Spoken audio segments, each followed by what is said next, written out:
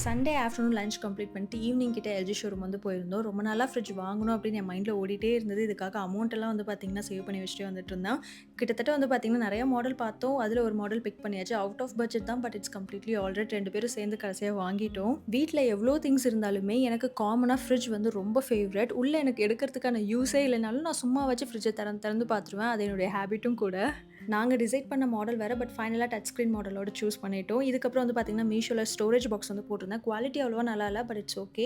இதில வந்து நம்ப கிரீன் சில்லி, அதுக்கப்புறம் வந்துட்டு ஜிஞ்சர் இதெல்லாம் போட்டு ஸ்டோர் பண்ணி கூட வச்சுக்கலாம். இதுக்கப்புறம் நேரா மங்களன் மங்கள் வந்து போயிருந்தோம். நான் சாக்லேட் லவர் கிடையாது தான். பட் கிட்கேட் எனக்கு பெர்சனல் ஃபேவரைட். அதுக்கு நான் அடிக்கடிலாம் சாப்பிட மாட்டேன். திடீர்னு அபூர்வமா தோணும். சாப்பிட்ட உடனே தலைவலியும் சேர்ந்து வந்துரும். நான் யூஸ் பண்ற ஹேண்ட் வாஷரும் ஃபைனலா கண்டுபிடிச்சுட்டு பில் போட்டு நெக்ஸ்ட் வந்து பார்த்தீங்கன்னா, நாங்க டிமார்ட் கிளம்பி போயிருந்தோம். அங்க வாட்டர் பாட்டில், அதுக்கப்புறம் ஸ்டோரேஜ் பாக்ஸ் ஒண்ணு பார்த்தோம். ரொம்ப குவாலிட்டியா சூப்பரா இருந்தது. இதுக்கப்புறம் என்ன ஃபுல்லா அரேஞ்ச் பண்ணி வச்சுட்டு ஓப்பன் பண்ணி பார்த்துட்டு இருந்தோம். உங்களுக்கு இந்த ஹேபிட் இருந்தாலும் கமெண்ட்ல சொல்லுங்க. பாய்.